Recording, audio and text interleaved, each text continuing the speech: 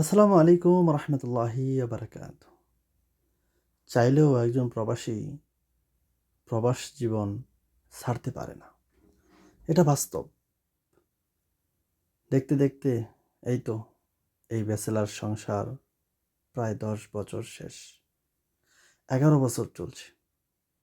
এমন অনেক প্রবাসী যাদের জীবনটা এই প্রবাস জীবনেই শেষ হয়ে যাচ্ছে। এমন অনেক প্রবাসী একটা সময় দেশ আর নিতে চায় না, এদেশেই মৃত্যুবরণ করলে বলে এনে কি হবে, মাটি দিয়ে দেন ওইখানেই, লাশ দিয়ে কি করব? লাশ দিয়ে তো আর টাকা হবে না, লাশের ভিতর দিয়ে তো আর টাকা বের হবে না। এমন হাজারো ইতিহাস বারবার হচ্ছে, আগামীতেও হবে। কারণ এই দুনিয়াটা আসলেই স্বার্থপর, স্বার্থে ভরপুর এই দুনিয়াটা। কথায় আছে না, নিষ্ঠুর এই পৃথিবীতে, বলতে চাই না, ভুলে গেছি। তো বলতে চাই আসলে অনেক কারণ আছে, অনেক কারণ আছে একজন প্রবাসীর প্রবাস ছাড়তে পারে না। অনেক কারণ।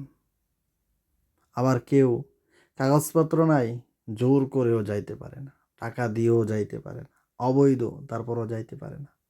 আবার কেউ ছাড়ার ইচ্ছা নেই, সে কিন্তু চলে যায়, কাগজপত্র থাকা সত্ত্বেও কোনো না কোনো কারণে সে দেশে চলে যায়, নতুন আসছে চলে যায়।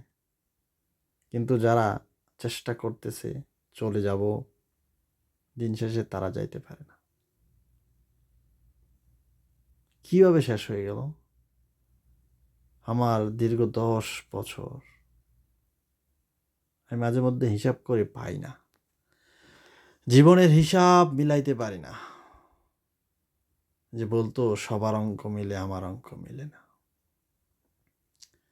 জীবনের হিসাব আসলে মিলানো সম্ভব না, খাতাই তো নাই, হিসাব করবো কোন জায়গায়?